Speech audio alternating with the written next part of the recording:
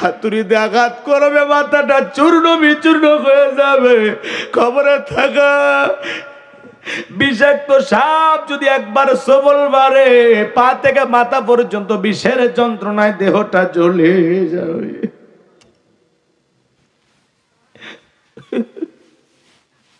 নবীর প্রিয় সাহাবী হযরত ওসমান রাদিয়াল্লাহু তাআলা আনহু, জান্নাতের সার্টিফিকেট প্রাপ্ত সাহাবী, কবর দেখে অঝরে কান্না করতেন। সাহাবীরা বলে, ভাই ওসমান আপনি কবর দেখে কেন কান্না করেন? হযরত ওসমান বলেন, কবর হলো প্রত্যেকটা মানুষের প্রথম মঞ্জিল, প্রথম ঘাঁটি, প্রথম স্টেশন। এই কবরে 3টা প্রশ্ন করা হবে, যে সঠিক উত্তর দিতে পারবে তার মিজান ফুল চিরাতে কোনো টেনশন নাই। কবরের 1 নাম্বার প্রশ্ন হলো, মার রব্বুকা, তোমার রব কি? এই দুনিয়াতে রবের গোলামি করেছে যারা, এক আল্লাহর ইবাদত করেছে যারা, যারা আল্লাহর বিধান মোতাবেক চলেছে, নবীর হাদিস মোতাবেক চলেছে, যারা কোরআন সুন্নাহ দিয়ে জীবনটা সাজাইছে, যারা নিজেদের নাম নেককার মুমিন মুত্তাকি বান্দাদের তালিকায় লেখায়া নিতে পারছে, তাদেরকে কবরে রাখার পরে যখন প্রশ্ন করা হবে মার রব্বুকা, ওই নেককার মুমিন মুত্তাকি বান্দা জবাব দিয়ে বলবে, রব্বি আল্লাহ, রব্বি আল্লাহ, আমার রব আমার আল্লাহ। আল্লাহু আকবার। উত্তর দিতে পারবে না তারা।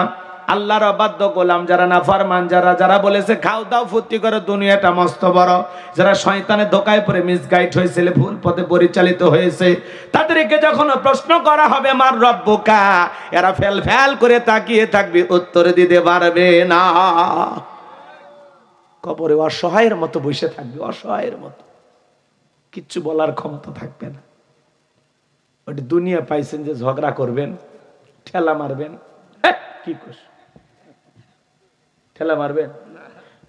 আপনার জবান দিয়ে আল্লাহ যেই কথা বলার সুযোগ দিবেন ওইটা বলতে পারবেন। আল্লাহ যদি জবান থেকে কোনো কথা না বের করে, আপনার বলার কোনো ক্ষমতা নেই। জীবনে কোনোদিন যদি এই প্রশ্ন মুখস্থ না করেন, উত্তর মুখস্থ না করেন, কিন্তু আল্লাহর গোলামিটা ঠিকঠাকভাবে করছেন, আপনি কবরে যাওয়া ভাবে অটোমেটিক ভাবে জবান দিয়ে বের হয়ে আসবে।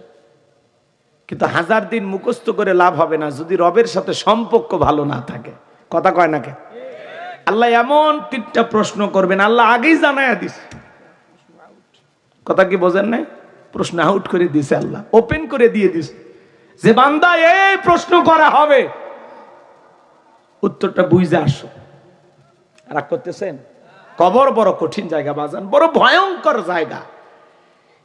এই জায়গায় যারা একবার গেছে ওরা দ্বিতীয়বার আসছে, আপনি যাকে আবার আসতে পারবেন?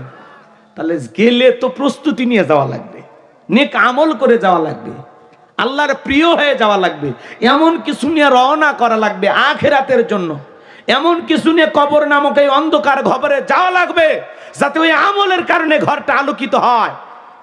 কবরটা আল্লাহ জান্নাতের ফুল দিয়ে ডেকোরেশন করে দেয়, কবরটাকে প্রশস্ত বানায় দেয়, কবর থেকে জান্নাত পর্যন্ত রাস্তা তৈরি করে দেয়। সে আমল দরকার আছে না? না, আমল ছাড়া কবরে কোনো দাম নাই। 6 দিন পরে নখ খসে যাবে, 9 দিন পরে চুল, কবর গায়ের সামান নিতে কইরো না কেউ ভুল। কবর জায়গা ভালো নয়, কবর জায়গা ভালো নয়, আমল দিয়ে কবর গৃহ সাজিয়ে নিতে হয়। 17 দিনে পেট ফেটে, 17 দিনে পেট ফেটে শেষ প্রকার খাদ্য হবে, 7 দিন পরে গোশ থাকবে না, কঙ্কাল পরে রবে। 17 দিনে পেট ফেটে শেষ প্রকার খাদ্য হবে, 7 দিন পরে গোশ থাকবে না, কঙ্কাল পরে রবে। 90 দিন হাড়গুলি সব, 90 দিন হাড়গুলি সব আলাদা হয়ে রয়। কবর জায়গা ভালো নয়, কবর জায়গা ভালো নয়, আমল দিয়ে কবর গৃহ সাজিয়ে নিতে হয়। 6 দিন পরে নখ খসে যাবে, 9 দিন পরে চুল, কবর গায়ের সামান নিতে কইরো না কেউ ভুল।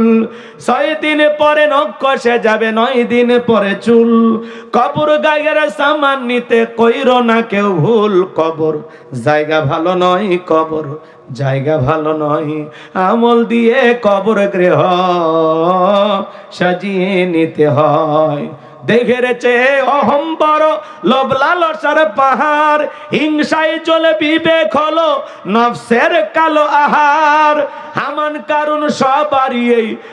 কারণ সবারই এই পরিণতি পরিচয়। কবর জায়গা ভালো নয়, কবর জায়গা ভালো নয়, আমল দিয়ে কবর গৃহ সাজিয়ে নিতে হয়। জোরে কোন মারহাবা। কষ্ট হচ্ছে নাকি? কবরের ওয়াজ শুনে কি ভয় পাইছেন? ভয় পাইলে আলহামদুলিল্লাহ ভালো। অনেক মানুষ কয় হুজুর আমি কবর খুঁড়ছি ৭১টা, খুবই ভালো কাজ। আর একজন এসে কয় হুজুর ৭১টা খুললে কি হবি? কে কয় যার কবর খোঁড়ে তারে বলে এই তোর বাপের কবরটা খুললে মাটি সেই শক্ত, 2 প্যাকেট সিগারেটও দিলি না। এ যদি ৭১ লক্ষ কবর খোঁড়ে ও কি মানুষ হবে? কবর কি বুঝবে? কথা বলেন। এই যে গত 1-2 বছর আগে প্রচুর বৃষ্টি, হঠাৎ করে এক জানাজায় গেলাম, আমার মুসল্লির মা মারা গেছে।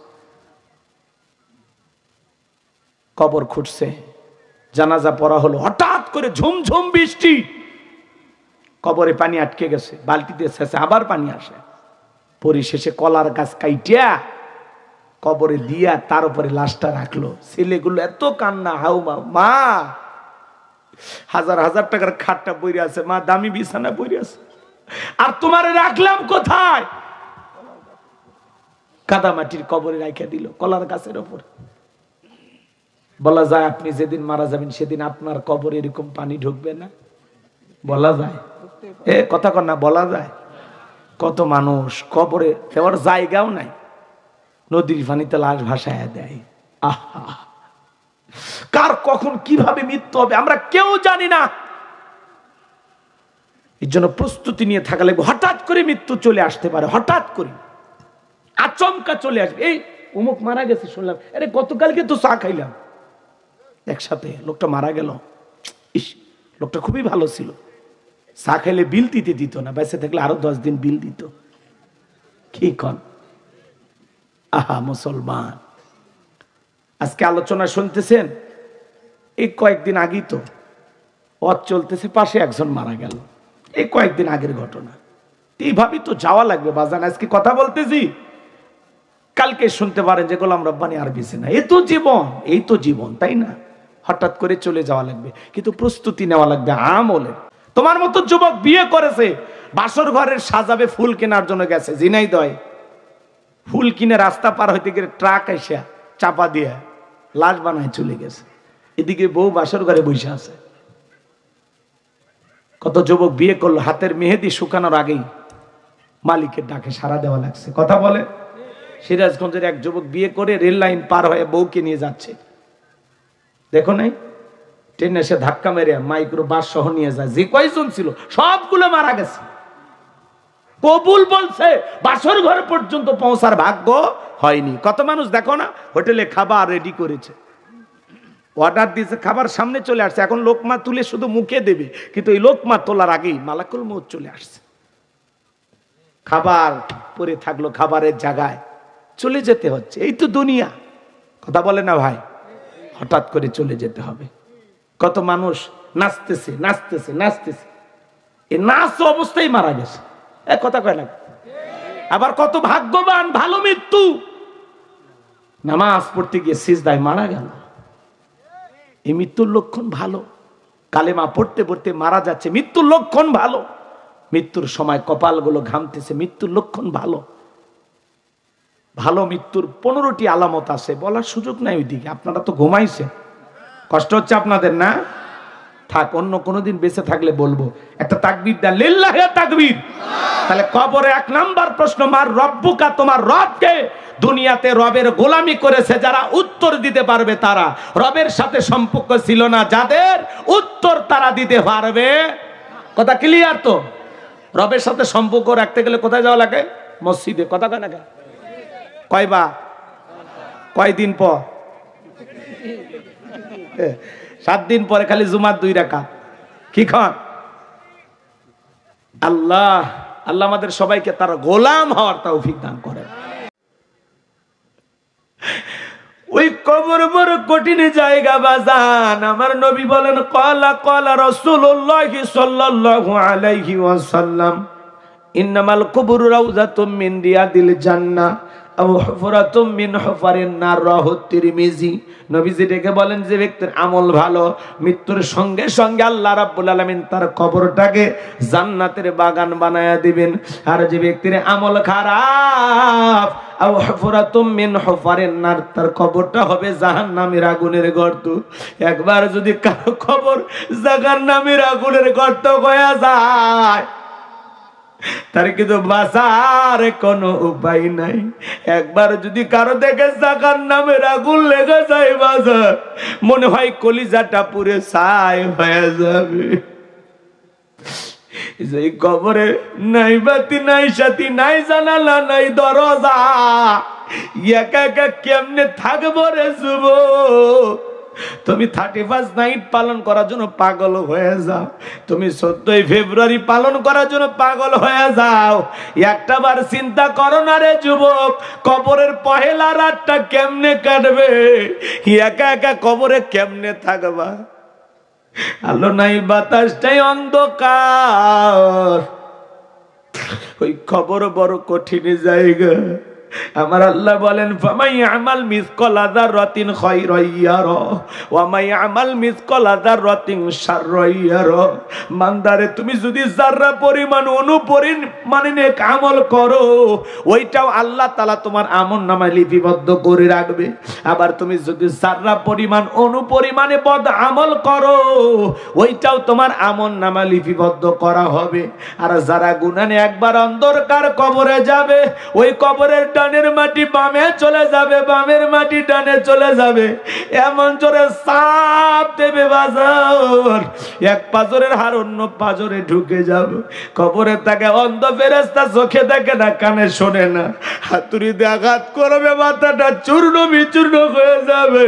কবরে থাকা বিষাক্ত সাপ যদি একবার সবল বাড়ে, পা থেকে মাথা পর্যন্ত বিষের যন্ত্রণায় দেহটা জ্বলে যাবে।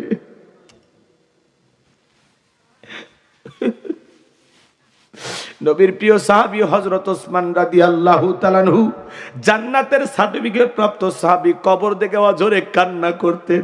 সাহাবীরা বলে, ভাই ওসমান, আপনি কবর দেখে কেন কান্না করেন? হযরত ওসমান বলেন, কবর হলো প্রত্যেকটা মানুষের প্রথম মঞ্জিল, প্রথম ঘাঁটি, প্রথম স্টেশন। এই কবরে 3টা প্রশ্ন করা হবে, যে সঠিক উত্তর দিতে পারবে তার মিজান ফুল চিরাতে কোনো টেনশন নাই। কবরের 1 নাম্বার প্রশ্ন হলো মার রব্বুকা, তোমার রব কি? এই দুনিয়াতে রবের গোলামি করেছে যারা, এক আল্লাহর ইবাদত করেছে যারা, যারা আল্লাহর বিধান মোতাবেক চলেছে, নবীর হাদিস মোতাবেক চলেছে, যারা কোরআন সুন্নাহ দিয়ে জীবনটা সাজাইছে, যারা নিজেদের নাম নেককার মুমিন মুত্তাকি বান্দাদের তালিকায় লেখায়া নিতে পারছে, তাদেরকে কবরে রাখার পরে যখন প্রশ্ন করা হবে মার রব্বুকা, ওই নেককার মুমিন মুত্তাকি বান্দা জবাব দিয়ে বলবে রব্বি আল্লাহ, রব্বি আল্লাহ, আমার রব আমার আল্লাহ। আল্লাহু আকবার। যাদের রবের সাথে সম্পর্ক ছিল, যারা অফিসে যায় তারা তো বসকে চেনে, আর যারা নিয়মিত অফিসে যায় এদের ভাগ্যে তো বেতন বোনাস জোটে। কথা বলেন না কেন? আল্লাহ তাআলা পৃথিবীতে কেন পাঠাইছেন? আল্লাহ বলেন ওমা খলাকতুল জিন্না ওয়াল ইনসা ইল্লা লিয়াবুদুন, আমি মানব জাতি আর জিন জাতিকে সৃষ্টি করেছি শুধুমাত্র কেবলমাত্র একমাত্র আমি আল্লাহর দাসত্ব আর গোলামি করার জন্য। এই পৃথিবীতে আল্লাহ মানুষকে বানাইছেন তারা গোলামি করার জন্য, তার ইবাদত করার জন্য। আর একটি কাজ, খলিফা বানাইছেন, প্রতিনিধি বানাইছেন। পুরো পৃথিবীতে কর্তৃত্ব মুসলমানদের হাতে আল্লাহ দিবেন। কথা বলে ঠিক না? রাগ করতেছেন আমার কথায়? আমার ভাইয়েরা, চিন্তা করেন,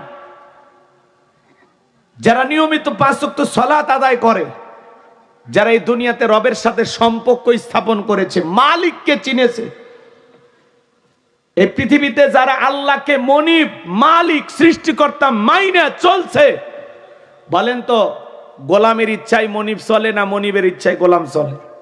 কথা বলা লাগবে ভাই। ঘুমায়েন না যুবক, ঘুমায়ও না, কথা আছে, অনেক কথা বলবো। আগে কিছু আমলের কথা শোনেন, লাফাচ্ছেন কেন? খারাপ লাগতেছে? খারাপ কিছু বলতেছি নাকি ভয় লাগতেছে? হুজুর মরে যায়নি, এখনই কবরের শুরু করলেন কেন? কবরটা হলো আসল জায়গা বাজার। কথা বলেন না কেন? আমার দিকে তাকান, আমার দিকে তাকান। যে কথা আমি বলতে চাচ্ছিলাম ভালো করে বুঝবেন। যারা 5 ওয়াক্ত সালাত আদায় করে, এই পৃথিবীর জমিনে আল্লাহর গোলামি যারা সঠিকভাবে করেছে, কোরআন হাদিস দিয়ে জীবনটা সাজাইছে, সব জায়গায় আল্লাহকে রব হিসেবে মানছে, রবের সাথে যাদের সম্পর্ক ভালো ছিল, 5 ওয়াক্ত সালাত আদায় করা লাগবে। এটা কি গোলাম রব্বানির কথা না মালিকের কথা? আমি যদি আল্লাহকে রব মানি তাহলে 5 ওয়াক্ত সালাত আদায় করার দরকার নাই। এই অর্ডারটা দিয়েছেন কি? এই অর্ডারটা মানা না মানার এখতিয়ার আল্লাহ আপনাকে দিছে। যদি মানেন ভালো, না মানলে তো কপালটাই পুরলো। কথা বোঝেন নাই? এই জন্য রাস্তা হলে দুইটা, একটা জান্নাতের রাস্তা, একটা জাহান্নামের রাস্তা। যারা আল্লাহর বাধ্য গোলাম, আল্লাহকে রব হিসেবে মানে, তাদের জন্য জান্নাত খোলা। আর যারা আল্লাহর অবাধ্য, নাফরমান, বেঈমান, হতভাগা, কপাল ফোড়া, এদের জন্য জাহান্নাম। রাস্তা দুইটা, একটা জান্নাতের রাস্তা, একটা জাহান্নামের রাস্তা। একটা হলো সৃষ্টিকর্তা আমাদের রবের গোলামি, আর একটা হলো শয়তানের গোলামি। কথা বলেন। যারা এই পৃথিবীর জমিনে আল্লাহর গোলামি করেছে, এই গোলামির বেতন হিসাবে আল্লাহ দেবেন জান্নাত। সুবহানাল্লাহ কোন। আর জান্নাতীদের জন্য বোনাস হলো দিদারে ইলাহি, আল্লাহর সাক্ষাৎ। সুবহানাল্লাহ কোন। প্রত্যেকটা জান্নাতি আল্লাহকে দেখতে পাইবেন। আকাশের পূর্ণিমার চাঁদ দেখতে যেমন সমস্যা হয় না, জান্নাতীরা তেমনি ভাবে আল্লাহকে দেখবেন, তাতে কোনো সমস্যা হবে না। সুবহানাল্লাহ কোন। আল্লাহ তার ৭০,০০০ নূরের পর্দা ভেদ করে বান্দার সাথে সাক্ষাৎ দিবেন। কোন বান্দা? জান্নাতি বান্দা। সুবহানাল্লাহ কোন। আল্লাহ যেদিন তুমি সাক্ষাৎ দিবা, আল্লাহ ওই জান্নাতের কোন একটি কোনায় আমাদের জন্য জায়গা করে দিও। একটু জোরে কর না আমিন। আর একটু জোরে কর না আমিন। কষ্ট হচ্ছে? তাহলে বলেন, কবরে 1 নাম্বার প্রশ্ন, মার রব্বুকা, উত্তর দিতে পারবে তারা মুত্তাকি বান্দা, যারা খাঁটি মুসলমান, যারা আল্লাহর প্রিয়, যারা আল্লাহকে রব হিসাবে মেনেছে, যারা। কথা বলে ঠিক? উত্তর দিতে পারবে না তারা। আল্লাহর অবাধ্য গোলাম যারা, নাফরমান যারা, যারা বলেছে খাও দাও ফুর্তি করে, দুনিয়াটা মস্ত বড়, যারা শয়তানের ধোকায় পড়ে মিসগাইড হয়েছিল, ভুল পথে পরিচালিত হয়েছে, তাদেরকে যখন প্রশ্ন করা হবে মার রব্বুকা, এরা ফেল ফেল করে তাকিয়ে থাকবে, উত্তর দিতে পারবে না। কবরে অসহায়ের মতো বসে থাকবে, অসহায়ের মতো, কিচ্ছু বলার ক্ষমতা থাকবে না। ওটা দুনিয়া পাইছেন যে ঝগড়া করবেন, ঠেলা মারবেন, কি করছ, ঠেলা মারবেন। আপনার জবান দিয়ে আল্লাহ যেই কথা বলার সুযোগ দিবেন, ওইটা বলতে পারবেন। আল্লাহ যদি জবান থেকে কোনো কথা না বের করে, আপনার বলার কোনো ক্ষমতা নেই। জীবনে কোনোদিন যদি এই প্রশ্ন মুখস্থ না করেন, উত্তর মুখস্থ না করেন, কিন্তু আল্লাহর গোলামিটা ঠিকঠাকভাবে করছেন, আপনি কবরে যাওয়া ভাবে অটোমেটিক ভাবে জবান দিয়ে বের হয়ে আসবে। কিন্তু 1000 দিন মুখস্থ করে লাভ হবে না যদি রবের সাথে সম্পর্ক ভালো না থাকে। কথা কয় না কে? আল্লাহ এমন 3টা প্রশ্ন করবেন, আল্লাহ আগেই জানায়া দিছে। কথা কি বোঝেন নাই? প্রশ্ন আউট করে দিছে, আল্লাহ ওপেন করে দিয়ে দিছে যে বান্দা এই প্রশ্ন করা হবে, উত্তরটা বুঝে আসো। রাগ করতেছেন? কবর বড় কঠিন জায়গা বাজান, বড় ভয়ঙ্কর জায়গা। এই জায়গায় যারা একবার গেছে, ওরা দ্বিতীয়বার আসছে। আপনি যাই কি আবার আসতে পারবেন? তাহলে গেলে তো প্রস্তুতি নিয়ে যাওয়া লাগবে, নেক আমল করে যাওয়া লাগবে, আল্লাহর প্রিয় হয়ে যাওয়া লাগবে, এমন কিছু নিয়ে রওনা করা লাগবে আখিরাতের জন্য। এমন কিছু নিয়ে কবর নামক এই অন্ধকার ঘরে যাওয়া লাগবে, যাতে ওই আমলের কারণে ঘরটা আলোকিত হয়। কবরটা আল্লাহ জান্নাতের ফুল দিয়ে ডেকোরেশন করে দেয়, কবরটাকে প্রশস্ত বানায় দেয়, কবর থেকে জান্নাত পর্যন্ত রাস্তা তৈরি করে দেয়। সে আমল দরকার আছে না? না, আমল ছাড়া কবরে কোনো দাম নাই। নেক আমল করে কারা কারা কবরে যেতে চান? 2 হাত তুলে মালিককে দেখান। আল্লাহ আমাদের সবাইকে নেক আমল করে কবরে যাওয়ার তৌফিক দান করুন। চিল্লা বলুন আমিন। আর একটু জোরে বলুন আমিন। হাত নামান বাজান। কবর কিন্তু জায়গা ভালো না। 6 দিন পরে নখ খসে যাবে, 9 দিন পরে চুল। কবর গায়ের সামান নিতে কইরো না কেউ ভুল, কবর জায়গা ভালো নয়, কবর জায়গা ভালো নয়। আমল দিয়ে কবর গৃহ সাজিয়ে নিতে হয়। 17 দিনে পেট ফেটে 17 দিনে পেট ফেটে শেষ প্রকার খাদ্য হবে। 7 দিন পরে গোশ থাকবে না, কঙ্কাল পরে রবে। 17 দিনে পেট ফেটে শেষ প্রকার খাদ্য হবে। 7 দিন পরে গোশ থাকবে না, কঙ্কাল পরে রবে। 90 দিন হাড়গুলি সব 90 দিন হাড়গুলি সব আলাদা হয়ে রয়। কবর জায়গা ভালো নয়, কবর জায়গা ভালো নয়। আমল দিয়ে কবর গৃহ সাজিয়ে নিতে হয়। 6 দিন পরে নখ কষে যাবে, 9 দিন পরে চুল। কবর গাগের সামান নিতে কইরো না কেউ ভুল। 6 দিন পরে নখ কষে যাবে, 9 দিন পরে চুল। কবর গাগের সামান নিতে কইরো না কেউ ভুল। কবর জায়গা ভালো নয়, কবর জায়গা ভালো নয়। আমল দিয়ে কবর গৃহ সাজিয়ে নিতে হয়। দেখে রেছে অহম বড়, লোভ লালসার পাহাড়। হিংসায় চলে বিবেক হলো নফসের কালো আহার। হামান কারণ সবারই এই পরিণতি পরিচয়। কবর জায়গা ভালো নয়, কবর জায়গা ভালো নয়। আমল দিয়ে কবর গৃহ সাজিয়ে নিতে হয়। জোরে কোন মারহাবা। কষ্ট হচ্ছে নাকি?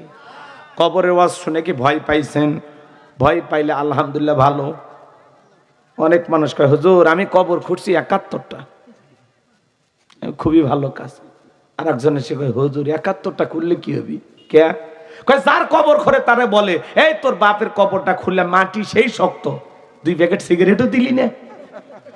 এ যদি 71 লক্ষ কবর খোঁড়ে ও কি মানুষ হবে? কবর কি বুঝবে? কথা বলেন। এই যে গত 1-2 বছর আগে প্রচুর বৃষ্টি, হঠাৎ করে এক জানাজায় গেলাম, আমার মুসল্লির মা মারা গেছে। কবর খুঁড়ছে, জানাজা পড়া হলো, হঠাৎ করে ঝুমঝুম বৃষ্টি, কবরে পানি আটকে গেছে, বালতি দিয়ে শেষে আবার পানি আসে। পরিশেষে কলার গাছ কাইটিয়া কবরে দিয়া তার উপরে লাশটা রাখলো। ছেলেগুলো এত কান্না, হাউমা, মা 1000 টাকার খাটটা বইরে আছে, মা দামি বিছানা বইরে আছে, আর তোমারে রাখলাম কোথায়? কাদামাটির কবরে রাখা দিল, কলার গাছের উপর। বলা যায় আপনি যেদিন মারা যাবেন সেদিন আপনার কবরে এরকম পানি ঢুকবে না? বলা যায়? কথা কর না, বলা যায়? কত মানুষ কবরে দেওয়ার জায়গাও নাই, নদীর পানিতে লাশ ভাসায় দেয়। আহা, কার কখন কিভাবে মৃত্যু হবে আমরা কেউ জানি না। এই জন্য প্রস্তুতি নিয়ে থাকা লাগবে। হঠাৎ করে মৃত্যু চলে আসতে পারে, হঠাৎ করে আচমকা চলে আসবে। এই অমুক মারা গেছে শুনলাম, আরে গতকালকে তো চা খাইলাম একসাথে, লোকটা মারা গেল। ইস, লোকটা খুবই ভালো ছিল, চা খাইলে বিল দিত না, বেঁচে থাকলে আরো 10 দিন বিল দিত। কি কন? আহা মুসলমান, আজকে আলোচনা শুনতেছেন, এই কয়েকদিন আগেই তো পথ চলতেছে, পাশে একজন মারা গেল, এই কয়েকদিন আগের ঘটনা। এইভাবেই তো যাওয়া লাগবে বাজান। আজকে কথা বলতেছি, কালকে শুনতে পারেন যে গোলাম রব্বানী আর বেঁচে না। এই তো জীবন, এই তো জীবন, তাই না? হঠাৎ করে চলে যাওয়া লাগবে, কিন্তু প্রস্তুতি নেওয়া লাগবে আমলের।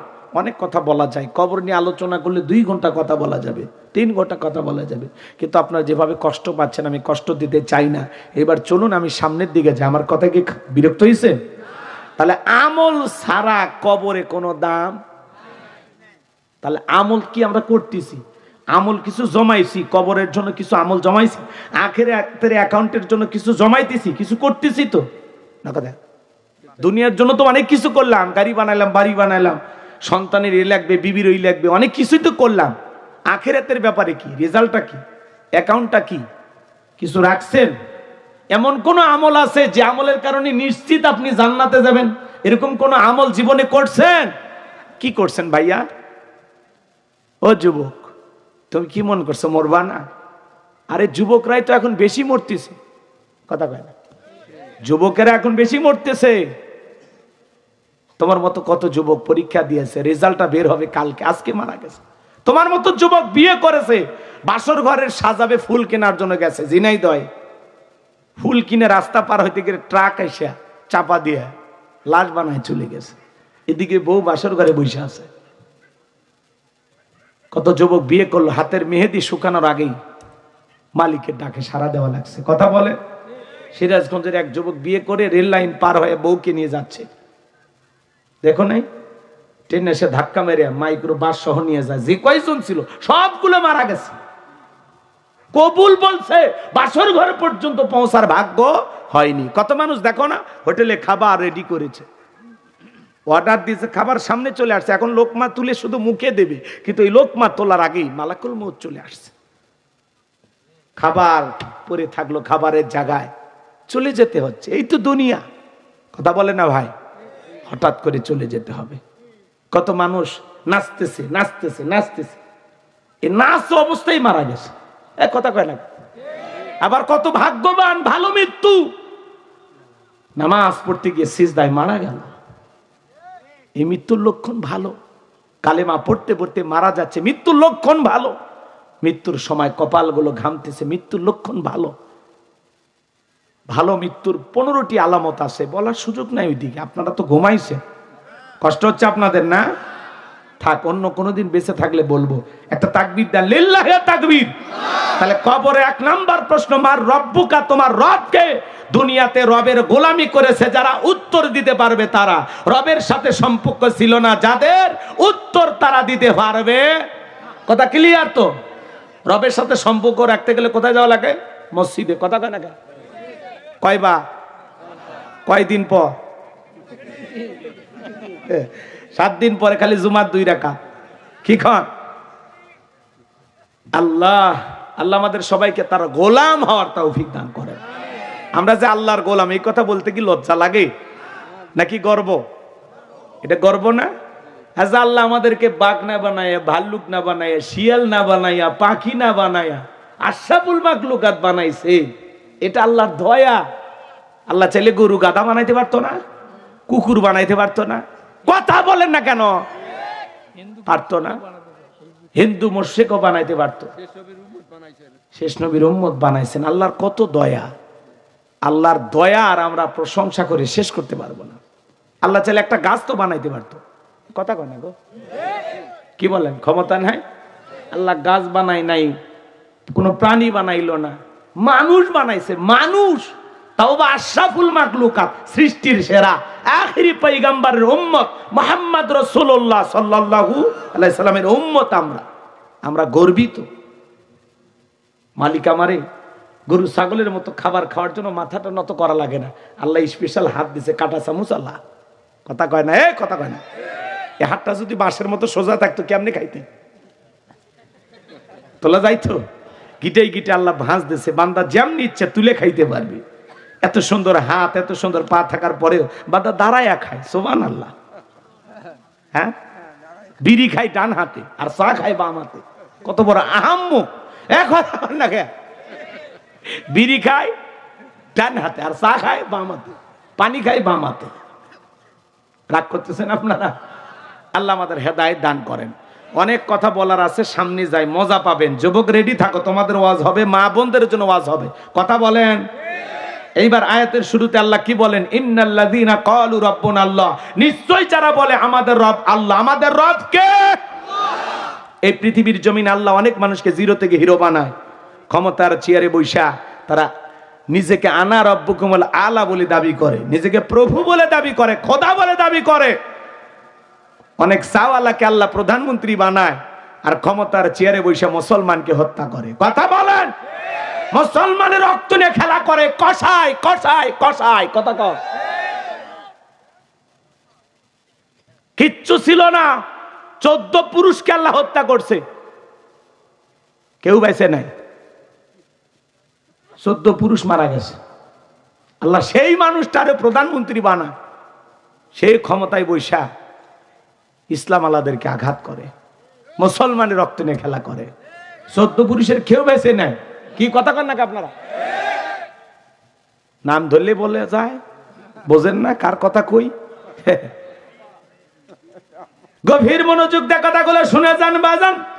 আল্লাহ জিরো থেকে হিরো বানাইছিল কাবুস নামের ফেরাউনকে। এর নাম ছিল কাবুস। বলকে বলা হয়। কিপ্তিদের তরফ থেকে নাম ছিল রামশিস। মিশরের বাদশাহ হওয়ার পর উপাধি নাম হলো ফেরাউন। কয়েক মিনিট যদি বলি আপনারা কি বিরক্ত হবেন? বললে কিন্তু মজা পাবেন, না বললে মজাটা পাবেন না। একটু ঘটনা বলি, মনোযোগ দিয়ে কথাগুলো শুনে যান বাজান। এ ছিল ভবঘুরে যুবক।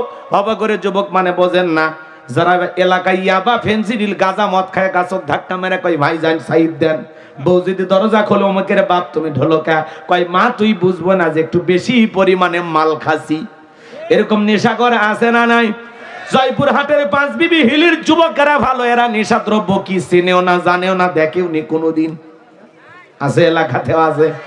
ইয়াবা ফেন্সিডিল খায়। আরে এ পোলা পান আজে বাজে নেশা দ্রব্য পান না কইরা এই টাকা যদি জমাইয়া বউরে প্রত্যেকটা মাসে একটা করে 3 পিস কিনে দিতে পারতা, জীবনে কিছু না হোক 12টা বাসরাত পাইতা। কথা কোন ঠিক কিনা?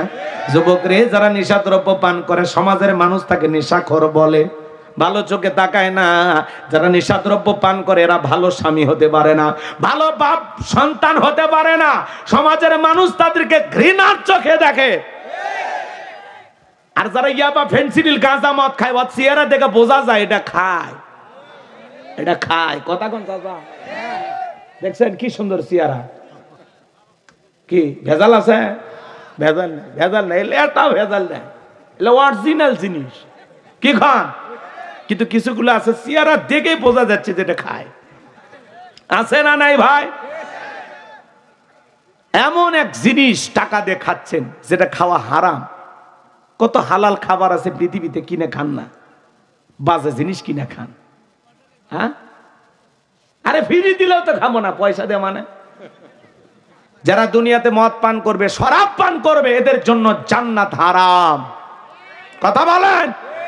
এজন্য যুবক, নিশাদ্রব্য পান করা যাবে না। যে মুখে মা সেই মুখে মাদক তুলবো না।